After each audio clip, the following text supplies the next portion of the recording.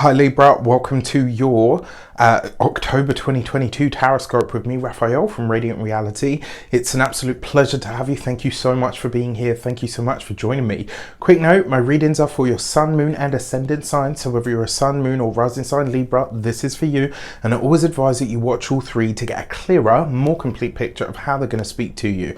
With that said, you do want to check out at least your sun and your ascendant for these, because whenever I'm talking about the astrology of the lunations, we're always using your ascendant first, to a lesser degree but still relevant, your sun and your moon. With that said, I would like to bless my decks of cards with all forms of love, light, peace, prosperity and abundance, and I pray that the messages that come through are ultimately clear and concise and they help you on your path to your highest vibrational good. So for those of you that are celebrating this month, happy damn birthday to you. I truly hope you have a wonderful solar return. Remember to fill the day of your birthday with all of those token little things that you would like to have in your life from here on in. You want to fill that day with little tidbits of all of the things that you want to experience over the course of the year ahead. So for your actions and interactions with the world at large over the course of October, you have the Sun card. Of course you do, right? Because the Sun is in your sign. It's bringing you that light, heat, vitality and energy. But more importantly, the Sun card really does suggest that this can be a great month for you, especially for illuminating your path. Like this month, I think actually for a lot of you, remember you had Mercury going retrograde in your sign. It crossed the barrier back into your 12th house, right? So it's been a bit of an intense time, and a lot of you have been really deeply reflective, and some of you have really been sort of mired or lost in the past in some way. Well, the Sun card here basically says your actions are blessed. This is a much easier month for you, and it feels like a lot of you are really getting clear on the path that you're taking from here on in. I actually think October is going to bring you the clarity that you need for stepping forward, and I think it's also going to start to ramp things up a gear. I actually really love this for you, especially because it's the first card out. It sets the tone for the whole read. So whatever follows, even if they're all challenging cards from here on in, the Sun card here basically acts as a buffer and says they won't be as bad, or they will pass very quickly. For your communications and conversations, you've got the 8 of Wands. So for a select few of you, it looks like you're planning a little holiday or a little something abroad overseas, baby. I like this, right? So the 8 of Wands, especially in the communication sector, it is going to be a busy month. You guys are going to be there's going to be a lot of information flowing backwards and forwards. You've got this with the Sun card. Something becomes clear for you this month around your work, around your finances potentially. For those of you that are in the process or making purchases, sorry, I got something going on in my throat at the minute. I really like this because it's like you're seeing what you need to, and all of the conversations that you're having, the information you're getting now, you can trust it. Everything is kind of above board and flowing well. What I also like about this as well, for some of you, this could literally be planning a holiday. Maybe you're finalizing a trip. Maybe you've booked the Airbnb and now you're starting to look at flights, etc. There really is a solid path that's opening up for you though. And when it comes to the career sector, because that's what you find in your communications and conversations, I love this, right? The conversation is flowing, but more importantly, you are able to get the answers that you need this month. And ultimately that brings clarity. For your heart and half sector, you've got the 3 of Pentacles. So for those of you that are partnered, married or in long-term commitments, this is a really great time for you and your partner to start making those longer range future plans. But this is the time at which you start to chunk it down, right? So a lot of the stuff that you guys are thinking for or wanting to do long term, it starts now. You're starting to look at, right, what are the steps that are going to get us from A to B? So there could be a lot of conversations about the future this month. There could be a lot of conversations about what you're trying to build. But for potentially as well, for some of you, a partner or a significant other, you know, whatever you like to call your person, could literally be deciding that they're going back to school this month. It may not be that they start this month. It might even be, you know, next year I want to go back to school. That could be one of the long range plans that are being shaped up at this moment in time, but it does suggest it bodes very well for both of you. For those of you that are single, it's likely to be either through the work, the profession or the career, or even your academics, that you're likely to rub shoulders with somebody or connect with someone. I'm going to be really honest with you, just because of the mix of cards that are here, I kind of get the feeling that for some of you, this is likely to be someone who is like a student to you. I don't condone said relationships. I'm not getting into all of that. What I'm saying is, this could be somebody that you kind of look at and you feel really sort of endeared to, and it's like, you know what, I remember being on that part of the journey. And so there could be, you know, potentially there is that aspect of it. And the reason I'm leading or building up with this is because you know, we don't want, certainly in my line of work, I don't want a client for a partner. If you're a teacher, you don't want a student for a partner. Do you know what I mean? Like, you want somebody that's an equal. And this isn't to say that your prospects are not equals, but there does appear to be either a little bit of an immaturity about this person, or an inability to kind of take advice when it's given. It's like, you know, like those stubborn people, like, no, I have to have the experience. And don't get me wrong, that has its merits. I tell people to do that all the time, right? Don't take somebody else's word for it. However, this person, you know, you're potentially somebody that's coming in for you could have like a little bit of a, no, I know best, I know right. And then when it doesn't go right, they start looking for people to blame. So there could potentially be a little bit of a an immaturity there that you might need to watch out for. For your money and materials, you have the Death card. So this isn't always a bad thing, right? Sometimes when the Death card shows up, especially for finances, it can be the death of a debt, the end of a debt. This could be where you are releasing some kind of financial sort of burden as well. Very possible. This coupled with the Three of Pentacles as well, for those of you that have had student loans or working with student loans, etc., this could be a month where you either make some real progress with that or you are released from it in some way, shape or form. So that's very possible. Now, outside of that, if you're not a student and you don't have anything like that going on, the Death card does suggest as well that this month, when it comes to money, it's going to just be stable. It's not growing. It's not getting any worse or any less. It's just there, right? What you have is going to be consistent and present.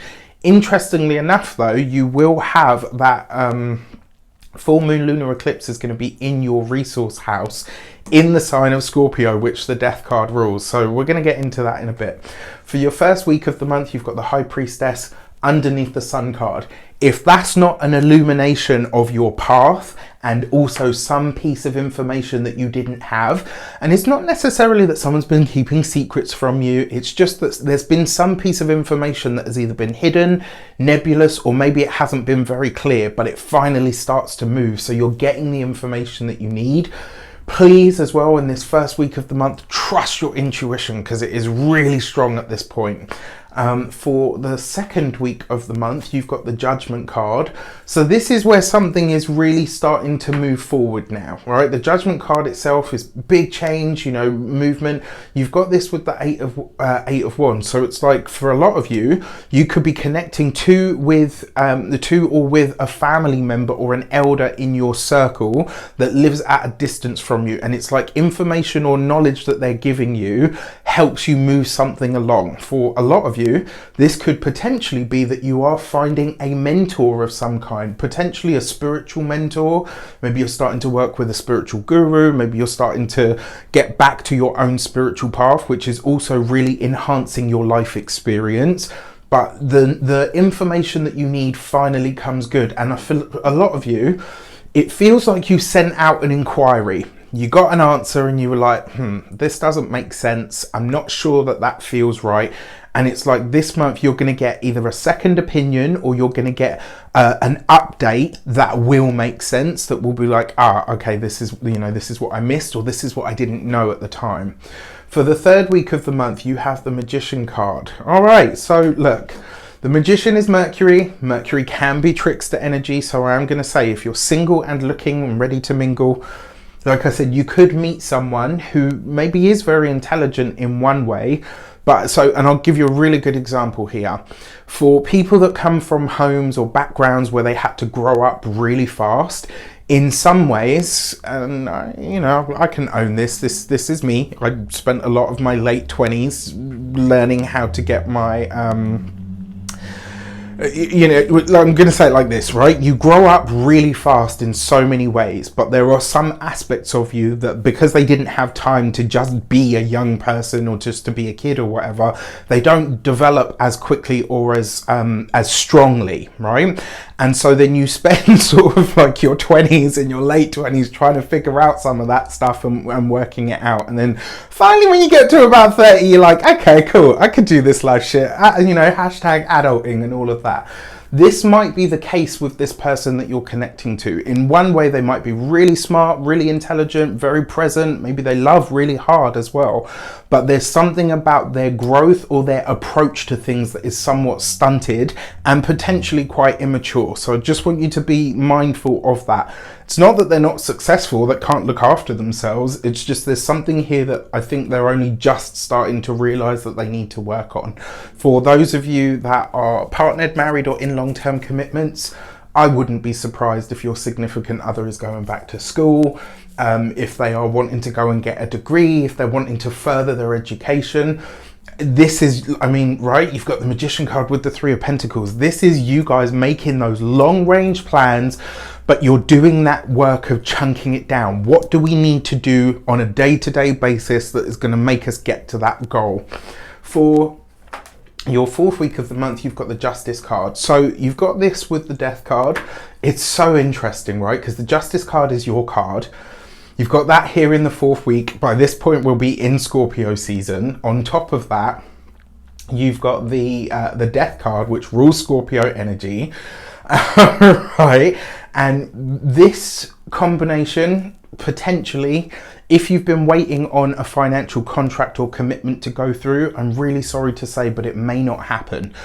Other than that, this month is not actually a bad month at all. For your new moon solar eclipse on the 25th of October, for you is happening in your finance house, right? So this could be maybe one deal or contract doesn't go ahead for you, so that something else that's initiated in that second house of money, finances, resources, your savings, how you spend, make and use money, is all found in the second house, as well as how you feel about yourself, the values that you have, not just around finances, but around you as well, right? Like how you use what you have is all found in the second house. And a new moon solar eclipse there is triggering that house. Remember, these unpack over 3 to 6 months, sometimes 6 to 12 months, depending on how powerfully it's hitting your chart. And what's really interesting about this is maybe the contract that doesn't go ahead for you actually ends up working in your best favor, because something else, something much better is coming in. Now, you've got the Gate 17 and Opinions, and the message behind this card is, what I say is my absolute pleasure, another person might say is their absolute poison. And this really does, like this new moon solar eclipse, I think is going to activate something of that nature for you to say, okay, you know what, I valued this like this, and I valued that up there, and now it's time to do that Libran thing to balance it out. And here's where this gets really interesting, because, you know, I mean, I'm such a geek, like my tarot geek brain is going off right now. So you've got the Sun card at one end, you've got the Death card at the other. This is a total yes, this is a total no. You've got the High Priestess here at this side. In the numerological tarotic wheel, the High Priestess as number 2 is literally the Justice card. Like, they represent the esoteric and the esoteric and the exoteric, the inner and the outer pillars of their respective energies, which I always find so interesting and fascinating. There's so many other things here as well that I could go in for, but we haven't got time. For your full moon, this for you is happening right across the sky in your 7th house, right? In your 7th house of partnerships, contracts, business associations and partnerships. People that you connect with on that deep one-to-one basis is what you find in the 7th house. This could be a very powerful time for you where something around a commitment, a relationship or a partnership is revealed to you. So this whole month is going to be about revelations and changes, which I think is beautiful. And look at this, you've got the Gate 6 and resolve. And this really is about finding the best solution, not only for all involved, but the best solution for what it is that you're trying to build and trying to make that happen. With that said, I wish you an abundance of all of that good stuff. Let me know in the comments how it shapes up. Take care, and I'll see you soon.